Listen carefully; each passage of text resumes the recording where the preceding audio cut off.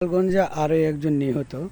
তো নিহতর সংখ্যা নিয়ে আসলে সুস্পষ্ট কোনো নিউজ দেখছি না। অনেকে বলছে 4 জন মারা গেছে, অনেকে বলছে 5 জন, অনেকে 7 জন, অনেকের মতে 13 জন। যাই হোক, মৃত্যু কারোর জন্যই কাম্য নয়, মৃত্যু সবার জন্যই কষ্টদায়ক। একটা কথা বলে রাখি যে আজকে এই যে মানুষগুলো মারা যাচ্ছে এর পিছনে দায়ী কিন্তু এনসিপিরা। এরা কিন্তু দায় এড়াতে পারবে না। কারণ হলো, সেখানে যদি অপরাধী ধরতে সেনাবাহিনী যাইতো তাহলে কিন্তু এত কিছুই হতো না। কে গিয়েছে? এনসিপি নেতারা গিয়েছে। তো আমার কথা হলো, তারা যাওয়া মানে এটা একটা যুদ্ধ ঘোষণার মতো। ভাই, গোপালগঞ্জ কি বাংলাদেশের বাহিরে? আপনারা বলেন। আপনারা এমনভাবে যাচ্ছেন যেন যুদ্ধ করার জন্য যাচ্ছেন বাইরের দেশের জন্য, দেশের সাথে। আসলে আপনারা নিজের দেশে নিজেদের মধ্যেই যুদ্ধ লাগিয়ে দিয়েছেন। এখন মূল কথা হলো, গোপালগঞ্জ কি শুধু আওয়ামী লীগ থাকে, অন্য অন্য লোকজন থাকে না?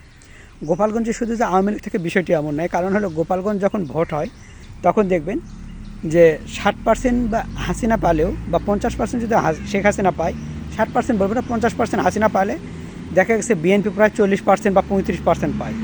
বাদ বাকি জামাত বলেন বা চরমনায় বলেন, এরা কিছু কিছু পায়। তাহলে বলেন তো, ওই গোপালগঞ্জে কিন্তু বিএনপিও আছে, আবার জামাতও আছে, আবার চরমনায় আছে।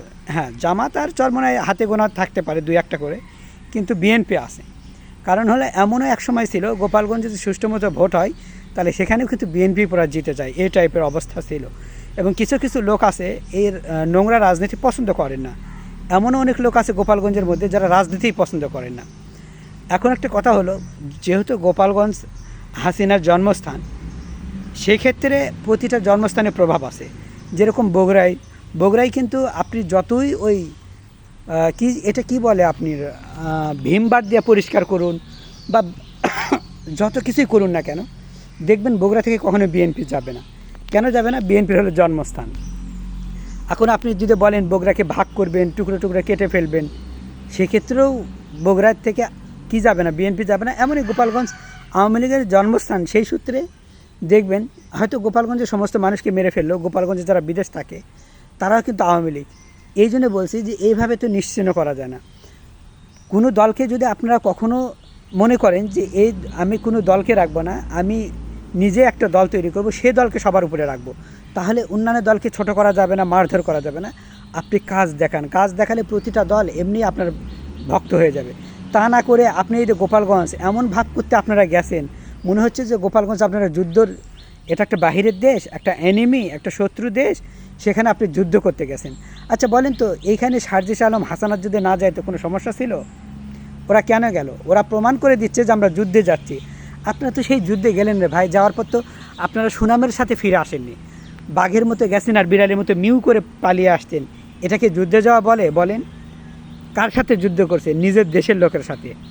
তাহলে এই গোপালগঞ্জে যে অন্যান্য লোকজনও আছে, তাহলে বলেন তো, তারা কষ্ট পাচ্ছে না? তারা এই যে তাদেরকে এর মধ্যে যদি তারা মারা যেয়ে থাকে বা তারা আহত হয়ে থাকে, বা তাদের এই যে গোপালগঞ্জ একটা ঝুঁকিপূর্ণ জায়গা আপনারা করে দিলেন, আপনারা বলেই দিলেন যে এটা এমন একটি জায়গা যেখানে মানুষ যেতে পারবে না। আজকে দেখেন এই পিছনে আওয়ামী লীগ কিন্তু আবার জাগিয়ে উঠছে প্রতিটি জায়গায়। আপনারা যে কোনো জায়গায় যাচ্ছেন আপনারা ধরা খেয়ে যাচ্ছেন, আপনাদের গাড়ি আটকে দেওয়া হচ্ছে, আপনাদের লোকজন গায়ে এই যে আপনাদের তোরণে আগুন দিয়ে পুড়ছে না, এই মাত্র তো কেবল শুরু। গোপালগঞ্জে কি শুধু আওয়ামী লীগ আছে? আওয়ামী লীগ কিন্তু সারা বাংলাদেশে আছে। এমন কোন জেলা আছে যেই জেলা আওয়ামী লীগ নেই? এনসিপি ভাইয়ারা, আপনাদের প্রত্যেকের কাছে একটা প্রশ্ন, এমন কোন জেলা আছে যেই জেলা আওয়ামী লীগ নেই? প্লিজ দেখাবেন। একটা জেলাও কি আপনি দেখাতে পারবেন যেই জেলা আওয়ামী লীগ বসবাস করে না? প্রতিটি জায়গায় আওয়ামী লীগ বসবাস করে। আপনি গোপালগঞ্জে গেছেন মানে হলো প্রতিটি জায়গায় আপনি এই যত জায়গায় আওয়ামী লীগ আছে এখন কিন্তু মিছিল বের করা শুরু হয়েছে, তারা কিন্তু স্ট্যাটাস দেওয়া শুরু করছে, তারা কিন্তু এখন রুখে দাঁড়ানোর জন্য প্রস্তুত হয়ে গেছে। আজকে গোপালগঞ্জে এই যে ঢাল তলোয়ার নিয়ে এই যে জেগে উঠছে, এটা তো আপনারা জাগিয়ে তুললেন। বুঝতে পারছেন? দেশটাকে একবারে শেষ করে দিলেন ভাই, ধ্বংস করে দিলেন, তছনছ করে দিলেন। আপনারা গোপালগঞ্জ না গেলেও পারতেন। এখনই আপনাদের এত সুরসুরানি কুরকুরানি কেন যে গোপালগঞ্জ যাইতে হবে?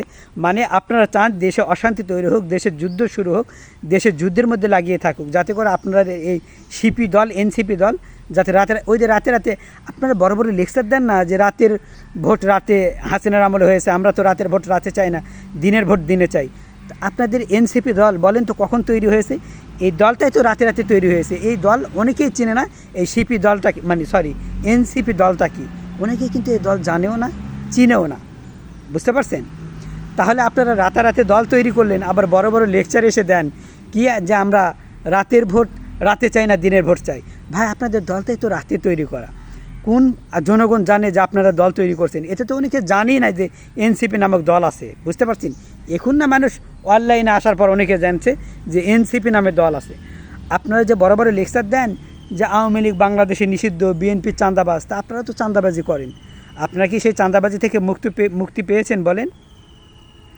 তাহলে আপনারা নিজেরাই যখন চাঁদাবাজি করেন, তাহলে অন্যদের আঙুল তোলার আগে এক ফোঁটা আপনাদের লজ্জা হয় না? নাকি লজ্জার মাথা কি আপনারা খেয়ে ফেলছেন নাকি? বুঝি না। আপনারা বলেন আওয়ামী লীগ নিষিদ্ধ, বিএনপি চাঁদাবাজ, তো আপনারাও তো চাঁদাবাজ রে ভাই। আবার আপনারা যে লিস্ট করছেন, আপনাদের এনসিপি দল আছে, এখানে দেখলাম আওয়ামী লীগও আছে, বিএনপিও আছে।